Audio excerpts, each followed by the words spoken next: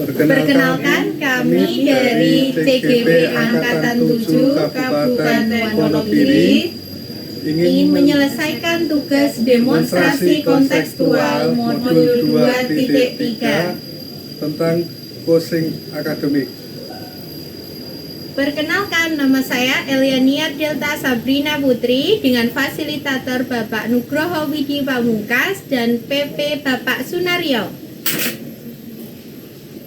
Perkenalkan, nama saya Rahmat Hidayat dengan fasilitator Bapak Nugroho Widi Pamungkas dan PP Bapak Samsu Ahmad Nur. Perkenalkan, nama saya Naili Nur Utami dengan fasilitator Bapak Nugroho Widi Pamungkas dan Bapak Pengajar Praktek Bapak Syamsu Ahmad Nur. Sekian dari kami, kurang lebihnya mohon maaf. Wabillahi taufiq wal hidayah. Wassalamualaikum warahmatullahi wabarakatuh. Waalaikumsalam warahmatullahi wabarakatuh. Ya, baik, Bu Elianiar. Iya. Di sini Bu Elianiar ingin melakukan pembelajaran coaching. Bu Elianiar sebagai coach dan Bu Naili sebagai QC. Ya. Sebelum kita melakukan kegiatan pra-coaching akademik, apakah Ibu masih ingat bagaimana percakapan coaching itu meliputi apa saja? Kalau untuk kompetensi ya Pak ya? Ya. Kompetensi itu yang pertama kita harus hadir secara penuh, presence. Kemudian yang kedua mendengarkan aktif. Dan yang ketiga adalah membuat pertanyaan yang berbobot. Ya, benar sekali yang disampaikan Bu Elianiar bahwa untuk kompetensi percakapan coaching itu mendengarkan secara aktif, hadir secara penuh, dan mengajukan pertanyaan berbobot kepada QC. Untuk kompetensi coaching apa yang ingin Bu Elianiar kembangkan? Untuk kompetensi yang akan saya kembangkan untuk kali ini adalah kompetensi yang bebas dari judgement Pak, penilaian seperti dari mengapa, kenapa, seperti itu. Ingin mengembangkan kompetensi coaching yang bebas dari judgement. Ya. Lalu pertanyaan kedua, bagaimana kompetensi yang secara spesifik ingin diobservasi dari Bu Elianiar? Kalau yang spesifik ya tadi ya Pak ya, seperti bebas dari judgement, kita tidak menilai coach secara asumsi kita tidak berasumsi coach itu seperti ini, seperti itu Pak. Ya, untuk yang sebelum kursi, untuk yang terakhir, yaitu indikator ketercapaian apa dari tujuan pengembangan yang diinginkan? Untuk indikator itu yang pertama tadi bebas dari asumsi ya, kemudian bebas dari asosiasi kita, kemudian bebas dari judgement. Ya, terima kasih. Itu pra-coaching dari pembelajaran akademik. Coaching akademik yang dilakukan Bu Elianiar sebagai coach dan Bu Neni sebagai QC. Baik, waktu dan tempat saya persilakan untuk melakukan coaching akademik. Assalamualaikum Bu Naili. Waalaikumsalam warahmatullahi wabarakatuh. Gimana kabarnya Bu Naili? Ini agak pusing-pusing sedikit. Kenapa kok bisa pusing-pusing sedikit? Ya karena Bu, memang ada sedikit masalah yang agak budet gitu. Jadi saya itu harus bagaimana gitu, agak bingung. Kalau boleh tahu Bu Naili kira-kira kenapa kok bisa sampai pusing sekali gitu? Ini masalahnya itu sebenarnya masalah sepele Bu ya. Iya. Kita sebagai guru biasanya masalah terbesar kita adalah siswa. Iya. Apalagi kalau ada dari banyak siswa, biasanya kan kalau di dalam satu kelas itu kan yang kita ajar itu pasti ada bisa dikatakan siswa-siswa spesial. Iya. Iya, itu gini Bu, saya itu kan ngajar kelas 5. Lah kelas 5 itu kebetulan itu di sekolah saya itu memang agak sedikit berbeda dari kelas yang lain. Kalau kelas yang lain itu menurut saya kok mudah diatur lah, tapi kalau di kelas saya sangat susah. Apalagi ada salah satu anak itu yang bisa saya katakan luar biasa, butuh penanganan ekstra seperti itu. Jadi saya tuh ya ini anak ini mau saya apakan, harus gimana, seperti itu. Ya. Oh, jadi Bu Naili itu ada sedikit di kelas itu ada sedikit problematika dengan muridnya di kelas 5 ya Bu? Iya, kelas 5. Itu seluruhnya atau Kalau gimana ya, kalau kelasnya memang kebetulan tuh kelasnya agak sedikit berisik dibanding Iya. kelas yang lain, tapi ada satu siswa itu saya kira dia itu lebih spesial dibanding yang lain dan butuh penanganan yang lebih lebih ekstra seperti itu. Oke. Mungkin apa pendapatnya itu bagaimana seperti itu Bu? Oke, jadi tadi di kelas Bu Naili di kelas 5 ada satu anak yang aktif gitu ya Bu, yang butuh pendampingan spesial seperti itu. Nah, kira-kira ini Bu, apa yang bisa kita dapatkan dari percakapan hari ini gitu? Saya tuh mengharapkan jika kita bercakap-cakap Iya. atau mungkin sharing seperti ini itu saya akan mendapatkan ide baru atau mungkin solusi ya minimal ketika kita punya masalah terus kemudian ada yang mendengarkan kita kan sudah senang. Iya, jadi mau didengarkan, kita curhat tidak perlu dikasih solusi gitu. Iya. Yang penting kita itu mau didengarkan, tapi saya itu sudah oh iya berarti saya itu ada yang perhatikan, oh berarti saya itu punya yang punya masalah seperti itu ternyata bukan saya, dan oh ternyata masalah saya itu sebenarnya sepele, mungkin saya hanya kurang kurang terbuka gitu, sehingga setiap ada masalah cuma saya dem sendiri ya, saya pakai sendiri, Iya. tidak curhat, itu ternyata malah tambah ruwet. Iya. Jadi di Iya. sini Bu Naili itu pengen ada satu ya pencerahan ya bersama Iya, betul. untuk mencari satu solusi bersama bagaimana perilaku anak murid didik Bu Naili itu. Menurut Bu Naili, perilaku anak yang baik menurut Bu Naili itu yang seperti apa ya kira-kira? Sebenarnya tidak perlu muluk-muluk harus hormat harus tidak. Nah, murid saya ini ketika saya mengajar khususnya satu pelajaran, jadi ketika saya mengajar satu pelajaran itu yaitu matematika itu dia itu langsung tidur. Dia langsung tidur, tidak mau membuka buku, terus ya udah tidur aja, mau nyatet mau dikasih penjelasan udah nggak mau mendengarkan. Jadi dia itu hanya mendengar kata matematika itu seperti sudah hilang semangat hidupnya gitu ya. Jadi harapan saya sebenarnya kalau minimal itu anak itu kalau saya ajar matematika, ketika pelajaran matematika cukup mendengarkan aja lah ya. Kalau nyatet gitu aja, nggak perlu jawab betul, nggak perlu jawab betul, itu sebenarnya saya sudah senang. Tapi kenyataannya setiap mendengar oke hari ini pelajaran matematika gitu, anak itu sudah hilang semangatnya.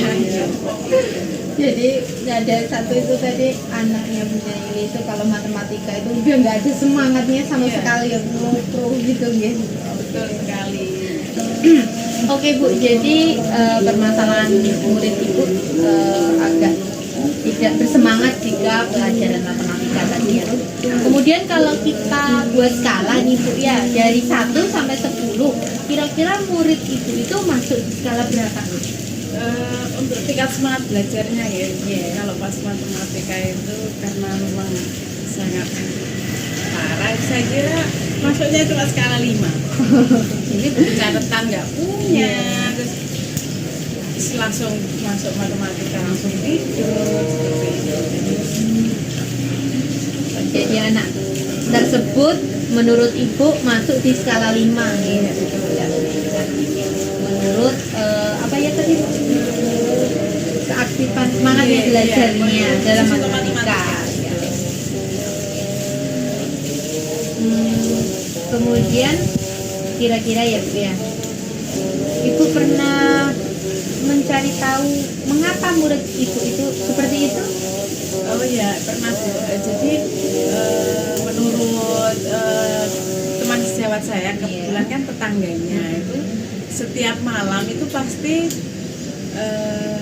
diajak kemana-mana, maksudnya apa, ada bapaknya kondangan itu ikut, terus bapaknya ronda RT-nan itu ikut. Lah kalau menurut teman saya itu menjadi salah satu faktor penyebab kenapa anak tersebut bisa mudah mutung. Maksudnya kalau nggak cocok, ya udahlah, nggak peduli dengan lingkungan, cuek, sepertinya itu jadi salah satu faktor penyebabnya. Itu yang pertama. Yang kedua, mungkin Bu, anak itu atau karena mungkin tidak begitu suka dengan matematika, jadi kelas 5 SD tambah-tambahan, jadi tambah-tambahan bersusun itu aja, 7 tambah 5 itu aja udah bingung, merasa 7 tambah 5 itu sudah perkara masalah yang berat, jadi ini angel itu, dan seperti itu baru tambah-tambahan. Padahal kalau kelas 5 itu kan materinya sudah mulai tinggi ya, seperti itu. Jadi mungkin kok setiap saya mengerjakan salah sehingga semangatnya itu turun, mungkin seperti itu. Jadi menurut Ibu anak tersebut itu tadi Ibu sudah mencari tahu ternyata anak tersebut suka ikut bapaknya ya Bu ya, kegiatan-kegiatan di luar, kemudian memang anak tersebut mungkin ya tadi menurut Ibu tidak suka matematika seperti itu ya Bu ya. Sekarang usaha apa yang sudah Ibu Naili lakukan untuk mengatasi masalah tersebut? Mungkin yang pertama itu ketika pelajaran itu saya ini lebih dekat lagi. Kalau biasanya kan cuma menjelaskan di depan ya, di depan papan tulis, terus kemudian saya menjelaskan sama seperti temannya. Nah untuk kedepannya itu mungkin ketika pelajaran matematika anak-anak yang lain saya berikan penjelasan di papan tulis, maka ketika saya kasih tugas, saya kasih soal, mungkin saya dampingi sepenuhnya. Jadi di sampingnya saya tuntun satu persatu, ini coba ditulis, ini coba ditulis, mungkin salah satunya mungkin seperti itu. Jadi tadi Bu Naili sudah mendampingi secara intens anak tersebut, dituntun begitu ya. Iya. Kira-kira apa ada rencana lain Bu? Mungkin juga gitu ya, konsultasi dengan orang tua tentang masalah ini, kita konsultasikan ke orang tua biar kalau malam itu tidak terlalu diajak keluaran. Biasanya kalau bapak-bapak kumpul itu kan sampai malam, nah kemungkinan anak tersebut pulangnya juga ikut malam, tidurnya kacau, ngantuk sampai sekolahan, sampai di kelas ternyata pelajaran yang dianggapnya sulit, sehingga semangatnya semakin turun, mungkin seperti itu. Jadi setelah Ibu melakukan hal-hal itu, kira-kira tolak ukur keberhasilan rencana tersebut itu apa ya Bu? Menurut saya rencana saya ini saya anggap berhasil. Impian saya itu sebenarnya tidak terlalu tinggi. Yang penting anak tersebut ketika saya kasih tugas itu minimal mau mencoba, tidak perlu benar, yang penting mau mencoba. Ketika memang ada yang tidak tahu, Bu ini bagaimana ya? Ini soalnya bagaimana? Cukup bertanya seperti itu saja, saya kira itu sudah peningkatan yang sangat luar biasa untuk saya. Sekali ya Bu ya, bagus sekali rencananya itu. Kemudian kapan rencananya Ibu akan melaksanakannya ini? Saya kira secepat mungkin ya, jadi biar masalah tersebut tidak terlalu berlarut-larut, anak semakin kesulitan seperti itu. Jadi secepatnya. Dari percakapan kita tadi Bu, kira-kira apa yang dapat Ibu Naili simpulkan? Saya kira ternyata kalau kita sharing masalah seperti ini itu tanpa saya sadari, saya itu ide spontan, oh iya ya ternyata sebenarnya banyak solusi yang bisa kita munculkan dari diri saya sendiri. Kan kemarin masalah ini cuma saya pendam, ini kenapa anak seperti ini ya, saya selalu nggak punya usaha, udahlah biarkan aja. Tapi ternyata setelah ada kegiatan coaching pada hari ini, oh iya ya ternyata memang masih banyak cara yang belum saya lakukan untuk mengatasi masalah tersebut. Oke, jadi Ibu sudah lega ya, alhamdulillah Bu. Iya, Saya juga alhamdulillah jadi teman sharingnya Bu Naili. Iya, Saya juga dapat pengalaman juga dari Bu Naili. Nah, setelah Bu Naili menjalankan rencana ini, saya saya juga mau tahu nih kelanjutannya ya Bu ya. Mungkin minggu depan kita bisa ketemu lagi Bu, kita Bunda ini bisa cerita lagi kelanjutannya seperti ini, nanti cerita ya Bu ya. Oke, siap. Oke. Mungkin nanti bisa ya. Kalau mungkin malah muncul masalah baru nanti bisa Oke, kita nanti saya juga iya, sharing kita sharing bersama lagi saja. Iya. Terima kasih sekali loh Bu sudah mau mendengarkan apa keluh kesah ini ya. Iya Bu, sama-sama Bu Iya. Naili.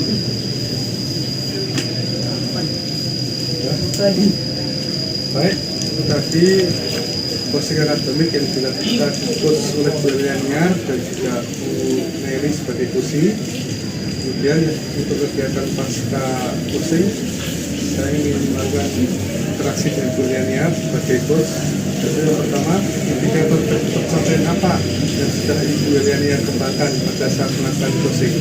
Ya, menurut saya indikator yang tercapaian tadi, saya tadi sudah menampilkan pertanyaan-pertanyaan yang tidak mengarah ke pertanyaan yang judgement, nilai asumsi dari saya seperti itu Pak.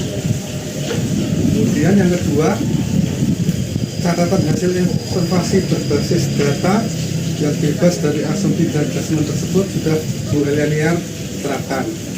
Nah, kompetensi lain apa yang ingin Ibu kembangkan atau ingin Ibu tingkatkan untuk kegiatan coaching akademik yang akan datang?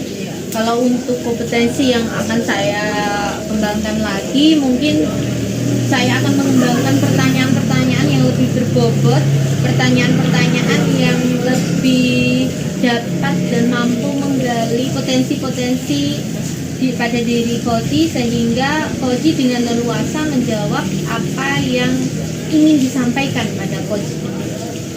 Ya, itu tadi dari Bu Elianiar sebagai kursi, yaitu dari hasil pengamatan saya secara keseluruhan bahwa Bu Elianiar mampu menggali pertanyaan secara berbobot kepada kursi, kemudian mampu menggali permasalahan yang dihadapi oleh kursi, dan juga mampu mendengarkan secara aktif dari hasil permasalahan yang dihadapi oleh kursi, dan juga mampu menerapkan terkait hasil sepenuhnya.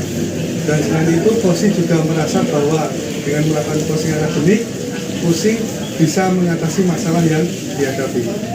Baik, itu kegiatan coaching akademik, dan tentunya sekian. Kurang lebihnya mohon maaf. Assalamualaikum warahmatullahi wabarakatuh. Waalaikumsalam warahmatullahi wabarakatuh.